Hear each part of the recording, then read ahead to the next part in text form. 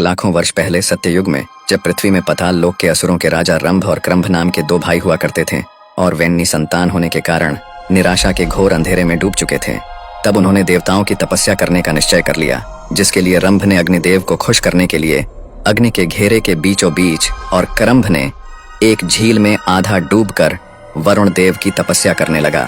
फिर यूं ही तपस्या करते करते कुछ वर्ष बीत गए और एक दिन यह बात इंद्रदेव को पता चली। फिर उन्हें लगा कि जरूर ये दोनों असुर भाई वरदान पाने के बाद देवताओं का ही कुछ अहित करेंगे। जिसके बाद एक दिन इंद्रदेव धरती पर प्रकट हुए और उस झील के पास जा खड़े हुए जहाँ क्रंभ झील में आधा डूबे हुए तपस्या कर रहा था। फिर इंद्रदेव ने एक विशाल मगरमच्छ का रूप लेकर झील में प्रवेश किया और क्रंभ के ऊपर एक घातक हमला कर दिया, जिससे क्रंभ की तड़प तड़प कर उसी झील में मौत हो गई। और इस घटना का एहसास रंभ को तपस्या करते वक्त ही हो चुका था और उसने अपने तपस्या के तेज से यह भी पता लगा लिया था कि वो विशाल मगरमच्छ कोई और नहीं बल्कि स्वयं इंद्रदेव हैं।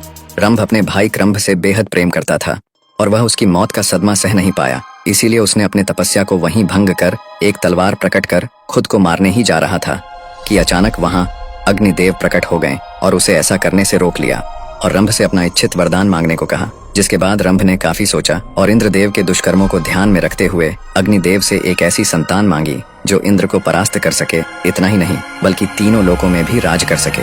जिसके बाद अग्निदेव ना चाहते हुए भी रंभ को यह वरदान दे बैठे कि जो मादा रंभ से प्रेम कर बैठेगी वही उसके उस बलशाली संतान को जन्म देगी। इतना कहकर अग्निदेव अंतर्धान हो गए। इसके बाद समय यूं ही बीतता गया और आखिरकार वो समय आ ही गया जब एक महिष वर्ग की राक्षसी को रंभ से प्रेम हो गया। फिर महिषी राक्षसी ने अपने वर्ग और परिवार से बगावत कर रंभ के साथ विवाह रचा लिया, जबकि यह रिश्ता दोनों के परिवारों और वर्गों को बिल्कुल भी मंजूर न था। इसके कुछ वर्षों के बाद दोनों के बीच संभोग से महिषी गर्भवती हुई और समय यूं ही बीतता गया। फिर एक दिन महिषी वर्ग के कुछ राक्षसों ने रंभ और महिषी को अकेला देख उन पे हमला बोल दिया, जिसके फलस्वरूप रंभ की वहीं मृत्यु हो गई। जिसके बाद महिषी ने अपने होने वाले संतान को बचाने के लिए वहां से भाग खड़ी हुई, पर उन महिषी असुरों ने उसे भी मारने के लिए उसका पीछा किया। जिसके बाद महिषी भागते भागते यक्षों के अधिकार क्षेत्र में पहुंच गई, जहां पहुंचकर महिषी ने कुछ यक्षों को सारी बातें बताई। जिसके बाद यक्ष महिषी की रक्षा के लिए वहीं खड़े हो गए। फिर कुछ देर बाद वे महिषी राक्षस वहीं पहुंच गए। जिसके बाद यक्षों और महिषी राक्षसों के बीच युद्ध शुरू हो गया और इस युद्ध में यक्षों ने उन महिषी राक्षसों को मार गिराया, साथ ही महिषी को सुरक्षा प्रदान करने का जिम्मा भी ले लिया। महिषी अपने पति रंभ से अत्यंत प्रेम करती थी और वह उसके मौत का सदमा सहन नहीं कर पा रही थी। फिर कुछ देर बाद यक्षों ने रंभ के मृत शरीर को अंतिम संस्कार के लिए तैयार किया और महिषी को इसकी सूचना दी। फिर कुछ देर बाद यक्षों द्वारा रंभ के चिता को आग लगाया गया और यह देख महिषी खुद को रोक न पाई और उस जलती हुई चिता में कूद पड़ी। जिसके बाद रंभ के साथ साथ महिषी भी उस चिता की आग में समा गई और खुद का जीवन समाप्त कर लिया। कुछ देर तक यूं ही चिता की आग जलती रही, लेकिन कुछ देर बाद उस चिता की अग्नि ने एक भयंकर रूप ले लिया। जिसके बाद उस चिता की अग्नि में से एक बेहद बलवान और पहाड़ जैसा दिखने वाला असुर बाहर निकला, जिसे देख सभी यक्ष घबरा गए। वह इस सृष्टि का पहला ऐसा असुर था जिसे खुद के और अपने लक्ष्य के बारे में सब कुछ पहले से ही पता था और वह असुर कोई और नहीं बल्कि बलशाली महिषासुर था। फिर कुछ देर बाद उसी जलती हुई चिता से दोबारा एक भयंकर विस्फोट हुआ और उसी चिता में से एक दूसरा असुर भी बाहर आया और वो असुर कोई और नहीं बल्कि स्वयं रंभ था, जो कि पुनर्जन्म लेकर दोबारा लौटा था और इस जन्म में वह रक्त बीज था और यह सब रंभ के द्वारा किए गए अग्निदेव के तपस्या का ही प्रभाव था। इसके बाद रक्त बीज ने महिषासुर को पाताल लोक चलने की बात कही, जिसके बाद महिषासुर ने साफ साफ मना कर दिया। उसने तपस्या और सारी सिद्धियां हासिल करने के बाद ही पाताल लोक में कदम रखने का प्रण लिया। जिसके बाद महिषासुर निकल पड़ा ब्रह्मदेव की तपस्या करने। फिर वह एक शांत वन में जाकर अग्निकुंड का निर्माण कर उसी में बैठ पड़ता है तपस्या करने और ब्रह्मदेव को प्रसन्न करने के लिए वह एक अति कठिन तपस्या में लीन हो जाता है।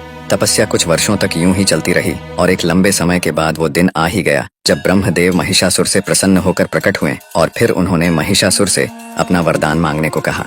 जिसके बाद महिषासुर ने ब्रह्मदेव से सीधा अमर होने का वरदान मांग लिया, जिसके लिए ब्रह्मदेव ने साफ मना कर दिया और कोई दूसरा वरदान मांगने को कहा।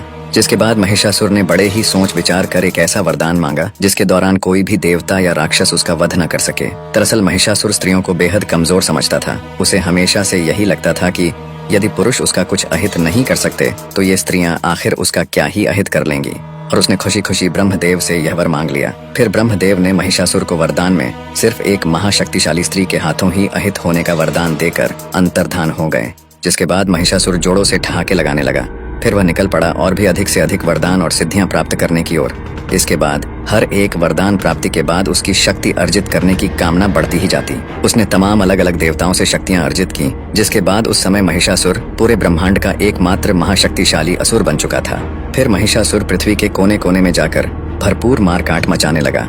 उसने अन्य असुरों को आसानी से युद्ध में हराकर अपना साम्राज्य स्थापित करना शुरू कर दिया और धीरे धीरे पूरी धरती उसके अधीन हो गई। महिषासुर यही नहीं रुका, उसने स्वर्ग पर भी कब्जा करने की ठान ली और उसने अपने एक दूत को स्वर्गलोक भेजा और उस दूत ने इंद्रदेव को स्वर्गलोक खाली कर देने का संदेश सुना दिया। जिसके बाद इंद्रदेव आग बबूला हो उठे और उन्होंने समय नष्ट न करते हुए सभी देवताओं समेत महिषासुर के ऊपर हमला कर बैठे।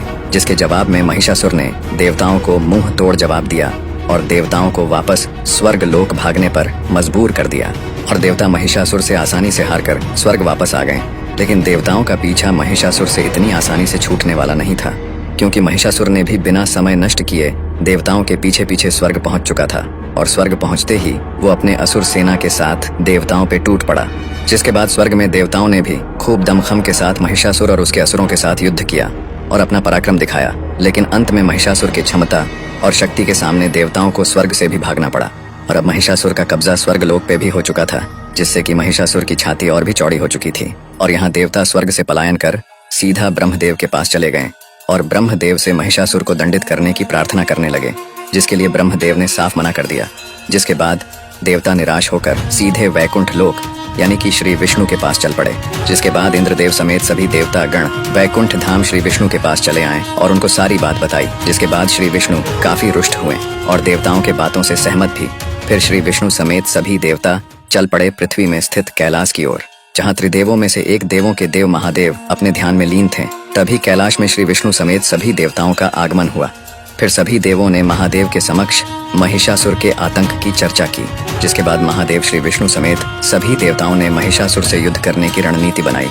पर युद्ध से पहले देवताओं ने महिषासुर को स्वर्गलोक से अपना अधिपत्य छोड़ देने की सूचना भिजवाई, जिसे कि महिषासुर ने ठुकरा दी। जिसके बाद महादेव श्री विष्णु समेत सभी देवता निकल पड़े स्वर्गलोक की ओर, जहाँ की महिषासुर स्वर्ग के सिंहासन में स्वर्गपति बनकर विराजमान था। साथ ही महिषासुर ने भी होने वाले युद्ध का अनुमान लगा ही लिया था। जिसके बाद उसने भी युद्ध की तैयारियां करनी शुरू कर दी और देखते देखते स्वर्ग पे देवताओं का आगमन शुरू हो गया। सभी देवताओं का नेतृत्व श्री विष्णु कर रहे थे, यहाँ तक कि महादेव भी युद्ध में हिस्सा लेने देवताओं के साथ स्वर्ग पहुंच चुके थे।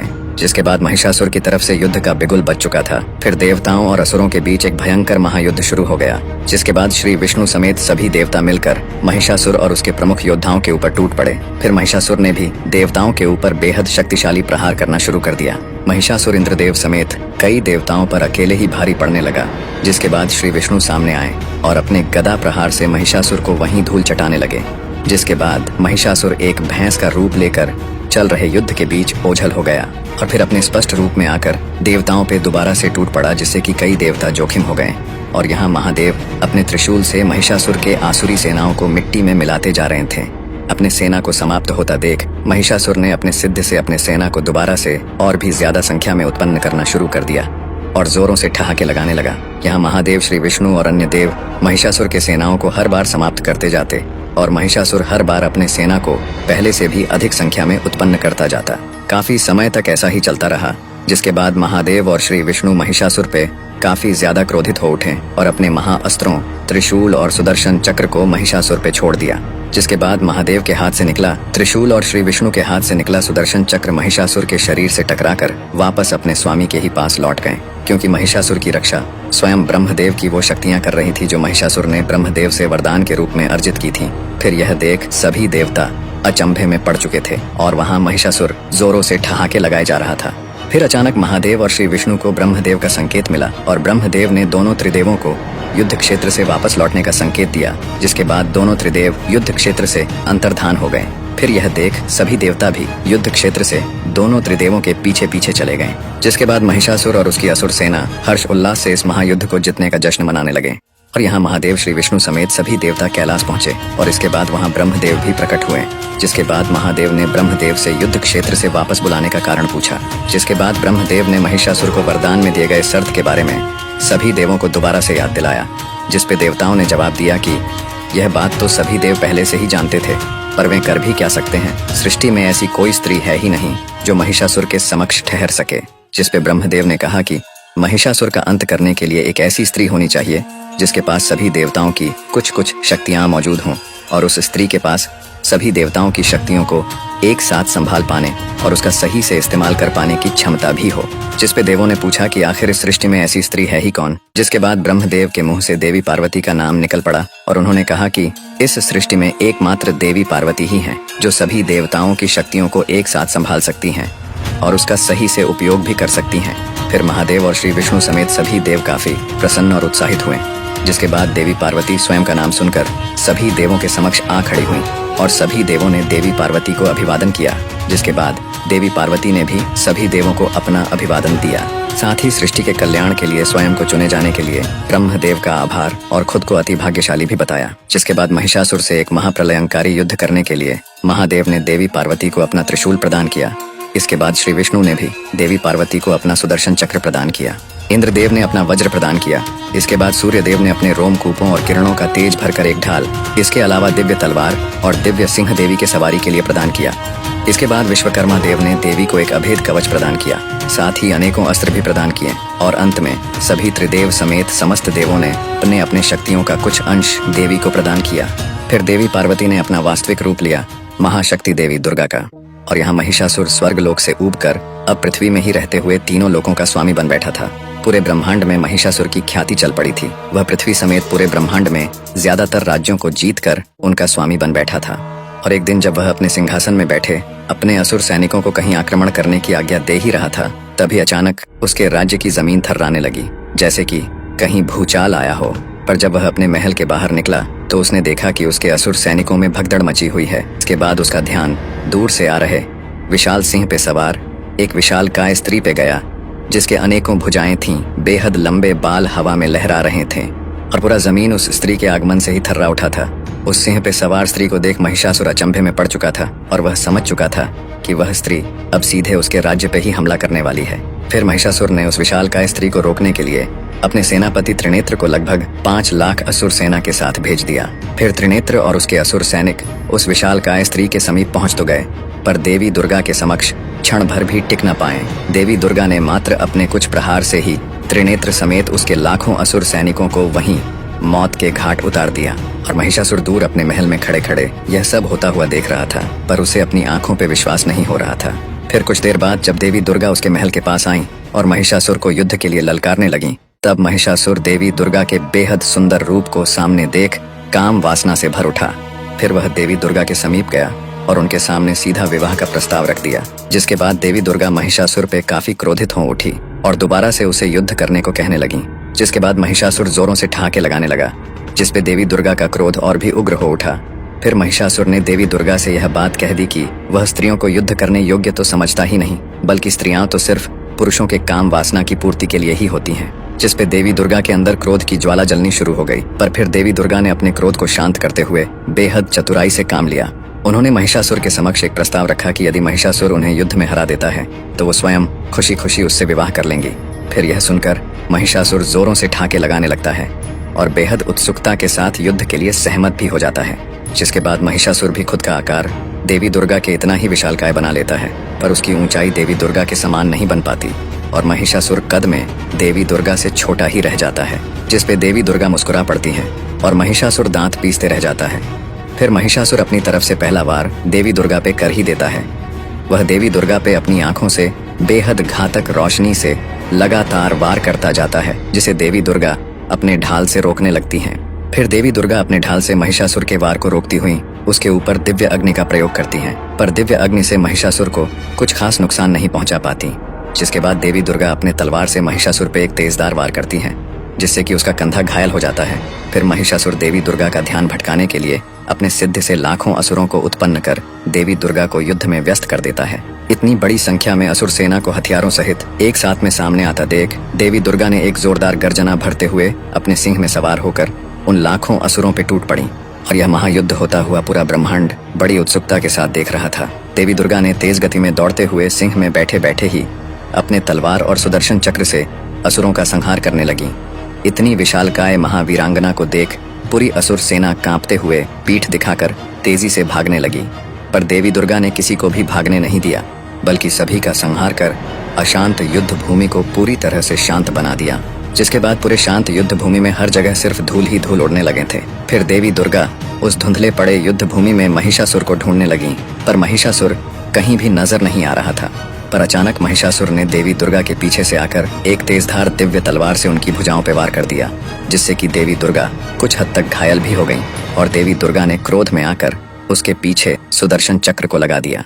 फिर महिषासुर ने सुदर्शन चक्र को चकमा देने के लिए भैंसा का रूप ले लिया, जिसके बाद सुदर्शन चक्र महिषासुर को कहीं भी न पाकर वापस देवी दुर्गा के पास लौट आया। इसके बाद देवी दुर्गा महिषासुर को फिर से उस धूल से धुंधले हो चुके युद्ध के मैदान में ढूंढने लगी, लेकिन महिषासुर उन्हें कहीं भी नजर नहीं आ रहा था। फिर देवी दुर्गा ने अपने सिंह को महिषासुर को ढूंढने के लिए लगा दिया। समय यूं ही बीतता गया और फिर सिंह ने अचानक भैंस का रूप लिए महिषासुर को ढूंढ ही लिया और उस पे हमला बोल दिया। पर भैंसा का रूप लिए महिषासुर के समक्ष सिंह ज्यादा समय तक टिक नहीं पाया और उसने सिंह को अपने जोरदार टक्कर से घायल कर दिया। सिंह की पीड़ा गर्जना सुनकर देवी दुर्गा फुर्ती के साथ वहां चली आईं और सिंह को सहलाने लगी। पर सिंह ने देवी दुर्गा पे ही हमला कर दिया, क्योंकि दरअसल वह सिंह कोई और नहीं बल्कि सिंह का रूप लिए महिषासुर ही था। जिसके बाद देवी दुर्गा अति क्रोधित हो उठी और महिषासुर पे त्रिशूल लेकर कूद पड़ी। पर महिषासुर अपने माया से अचानक वहां से गायब हो गया। यूं ही युद्ध होते होते लगभग 9 दिन बीत चुके थे और अब देवी दुर्गा महिषासुर के साथ साथ अपने सिंह को भी ढूंढने लगी। महिषासुर के छल कपट से देवी दुर्गा अति क्रोधित अवस्था में पहुंच चुकी थी। उनका क्रोध चरम सीमा में था और इसी बीच देवी दुर्गा ने अपने सिंह को मूर्छित अवस्था में देखा। उसे देखते ही देवी दुर्गा समझ गईं कि ये उनका अपना सिंह ही है। फिर देवी दुर्गा सिंह की तरफ आगे बढ़ ही रही थी कि दूसरी तरफ से महिषासुर भैंसा का रूप लिए तेजी से देवी दुर्गा की तरफ दौड़ता चला आया और महिषासुर ने अपनी पूरी ताकत लगाकर देवी दुर्गा को बड़ी तेजी से पीछे की तरफ धकेलता हुआ काफी दूर लेकर जाने लगा। यहाँ तक कि एक विशालकाय चट्टान को भी ध्वस्त करते हुए महिषासुर देवी दुर्गा को काफी पीछे की तरफ धकेलता ही गया। ऐसे ही धकेलते हुए वो देवी दुर्गा को लिए काफी दूर पहुंच गया। पर फिर अचानक देवी दुर्गा ने अपना संतुलन बनाते हुए महिषासुर को वहीं रोक दिया। इसके बाद महिषासुर ने काफी जोर लगा लिया, पर देवी दुर्गा को तनिक भी हिला ना पाया। फिर देवी दुर्गा ने अपने जोरदार मुक्कों से महिषासुर के पीठ में वार किया, जिससे महिषासुर जमीन में गिर पड़ा और कराहने लगा। फिर देवी दुर्गा ने अपने पैरों से उसे पलटकर उसके छाती में त्रिशूल से वार कर दिया। इसके बाद महिषासुर जोरों से कराहने लगा।